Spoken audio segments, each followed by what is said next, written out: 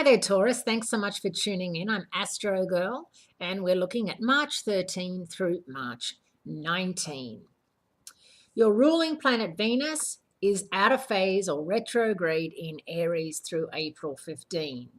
Your 12th house of past karma, subconscious, and woulda, coulda, shoulda. Old friends could cross your path even if they currently live in another state, another country. It could just be that they're in town or that you see them on social media or that someone mentions their name and the next thing is you run into them visiting, as I said, their home or a family. The same goes for old lovers. In fact, you might suddenly have the urge to reach out to the one who got away. Why not? Maybe they're not quite as gone as you had thought they were and that they're interested in catching up with you too. Understand, however, the way Venus retrograde works. It might be that you come together and everything's great, and then the same old problems come up, and you realize that you're just not meant to be together. No matter how much you hope and wish that it would happen, that you're not the couple, that you think you are, and that all good things come to an end for a reason. So trying to restart things is not necessarily going to be in your best interest, but you've got to give it a try anyway.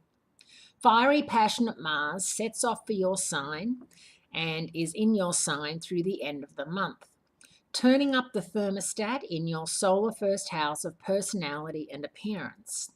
Prepare for some fireworks, Taurians, even if you're generally quite tough to rile up, and watch your temper as best you can. Your mission this month is to count to 10 or maybe 20 and not allowing yourself to fly off the handle over any little thing. If you're going to get upset, make sure you're getting upset about something worth getting upset about.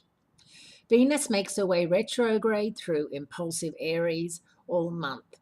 So if you somehow resisted the urge last month to spend money on a whim without doing your homework first, well, that battle will continue.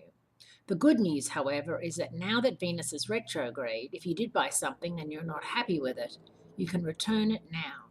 Hopefully, you saved the receipt. That's another issue with Venus retrograde. We all go on little shopping sprees, and we are not that mindful of how much we spend until we get home and the credit card bill comes in or we see it online and we freak out.